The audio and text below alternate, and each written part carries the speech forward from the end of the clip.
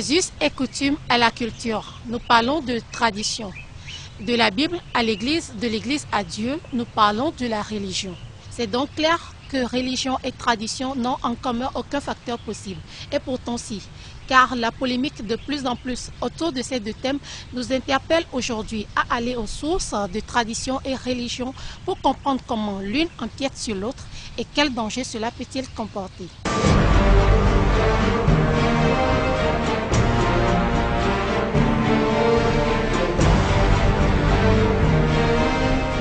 Pour parler tradition et religion avec moi ce matin, qui de mieux que le pasteur Gbetossou, écrivain auteur du livre Combattre le syncrétisme religieux. Bonjour pasteur. Bonjour ma soeur. Merci de répondre à nos sollicitations. Merci. Vous êtes pasteur, écrivain. Récemment, vous avez sorti le livre Combattre le syncrétisme religieux. Alors, c'est quoi d'abord le syncrétisme religieux? Merci beaucoup. Merci pour l'invitation. Le syncrétisme, c'est un mélange d'influences.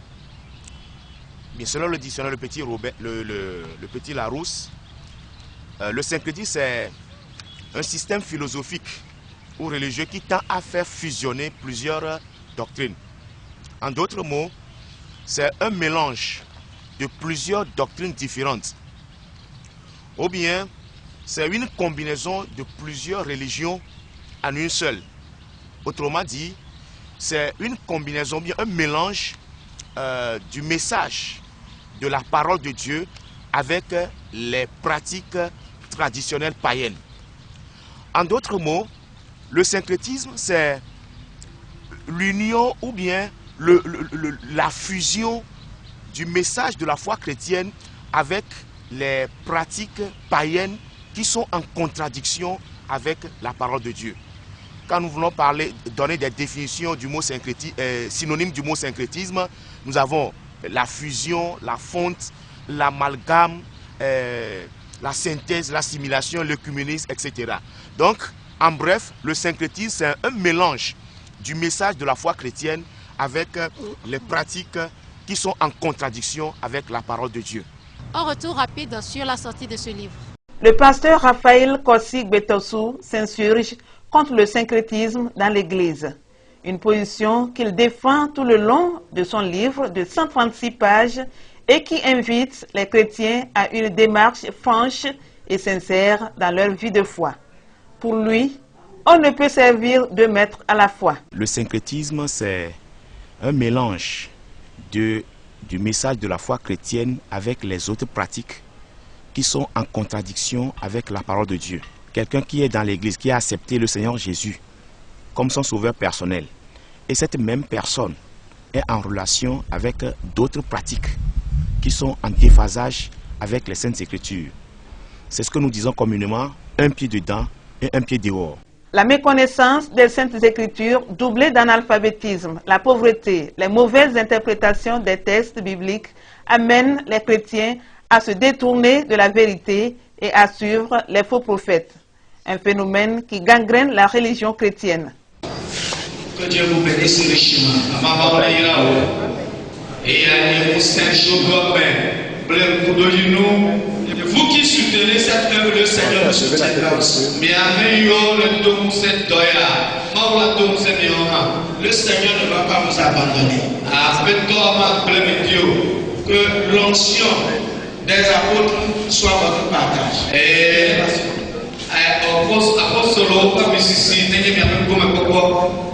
Qui d'autre voudra prendre avec vous? Que le Seigneur le Tout-Puissant vous bénisse richement. Que le Seigneur ne vous oublie point. Puisque vous participez à cette grande œuvre, ça va goûter le syncrétisme hors de l'église. Alors, comment définissez-vous la religion? La religion, ce mot-là vient d'un verbe latin religare qui veut dire relier de nouveau ou bien lié de nouveau. C'est l'effort de l'homme à la recherche de Dieu. Bon, au départ, l'homme était en relation avec Dieu. Après, cette relation s'est rompue. Et l'homme maintenant, il cherche à nouer cette relation avec Dieu. Donc ce qui veut dire que la religion, c'est l'effort de l'homme à la recherche de Dieu. Et la tradition? Eh bien, la tradition, ce sont les coutumes, les habitudes et puis les usages d'un peuple. Quand nous voulons parler de la tradition, nous avons deux conceptions. Quand on parle de la tradition, la première conception, ce sont les adorations vers des esprits, des objets, etc.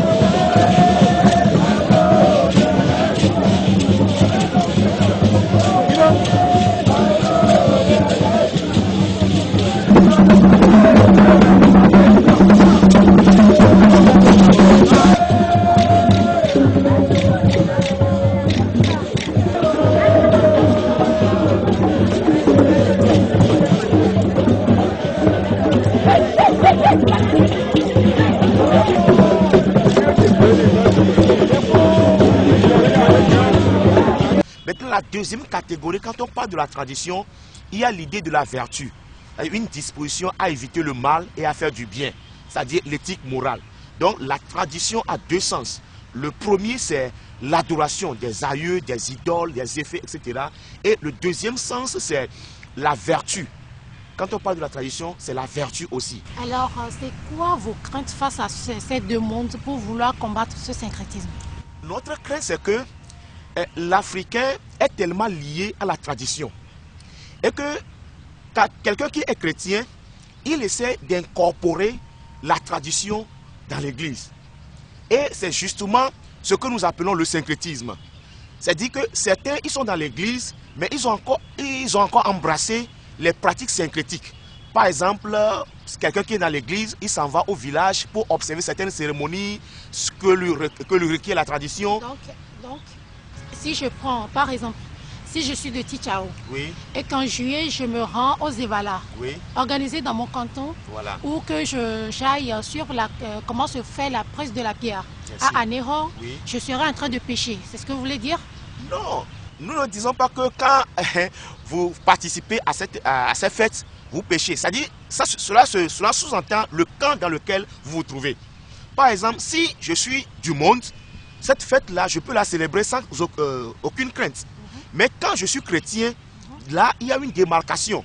Ma foi chrétienne ne m'autorise pas à participer à ce genre de fête ou bien de tradition. Parce que cela est en contradiction avec ce que la parole de Dieu dit. Donc, concrètement, que reprochez-vous à la tradition? Que désapprouvez-vous dans nos traditions? Dans la Ce tradition, sont les cérémonies qui se font à l'intérieur de celle-ci. bien sûr, effectivement, ce que nous reprochons à la tradition, c'est que ce sont les cérémonies qui s'y déroulent. Et il y a des gens qui sont chrétiens.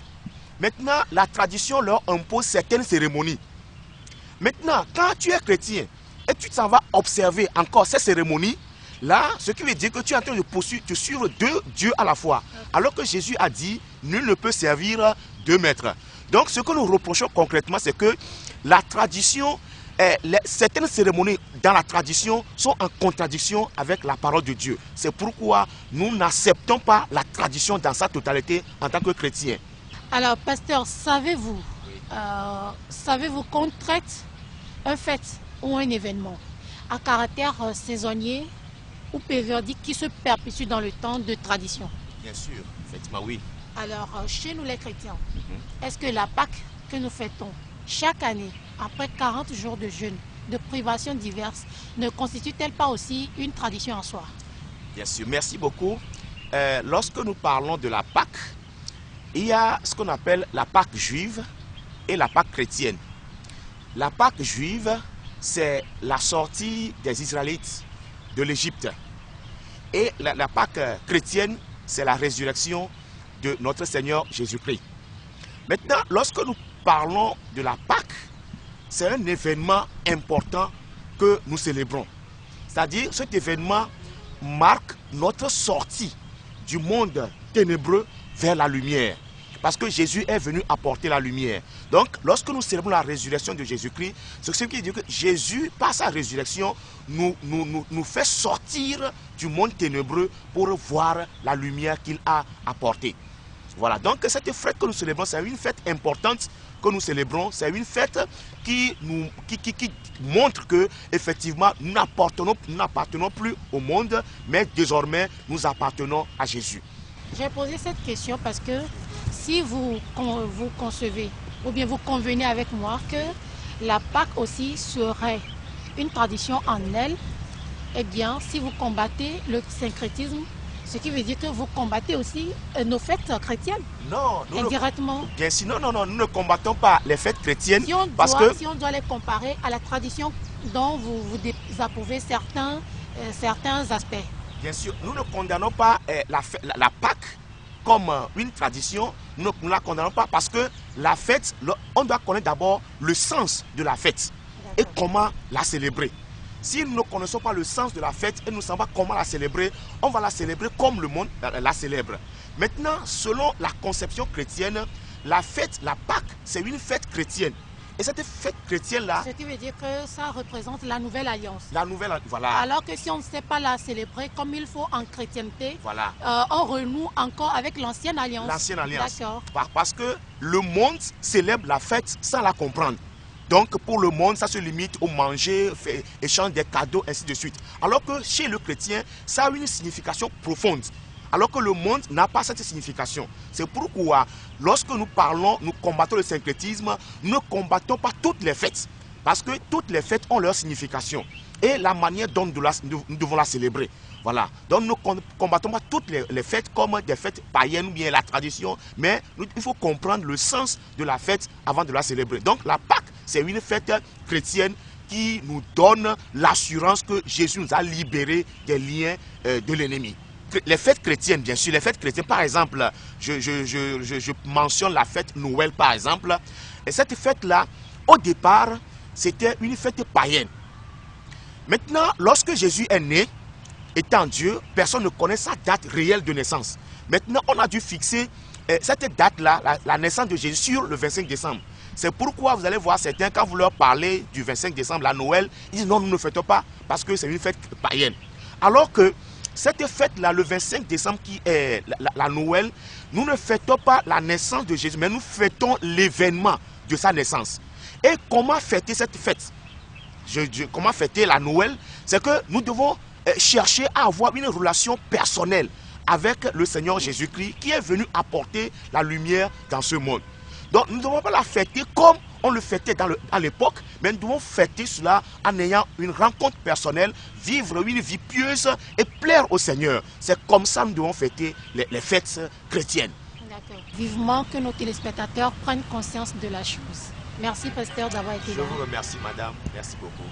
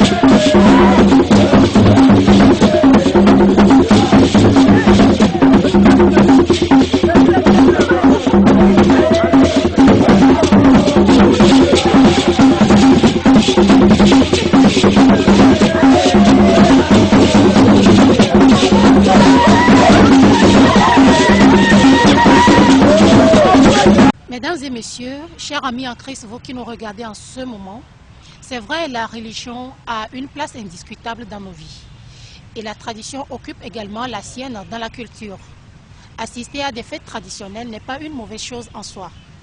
Mais ce sont les pratiques qui se font à l'intérieur de celles-ci qui nous amènent sans le vouloir, sans le savoir, à adorer d'autres dieux. Ce qui va à l'encontre du tout premier commandement des Saintes Écritures. Car lors de ces fêtes traditionnelles, il y a des invocations de Dieu au petit dé, ainsi que des libations à l'égard de ces dieux. Nous aurons le temps de revenir sur ce livre « Combattre le syncrétisme religieux dans l'Église ». J'espère que vous avez pris un réel plaisir à nous suivre. Rendez-vous la semaine prochaine.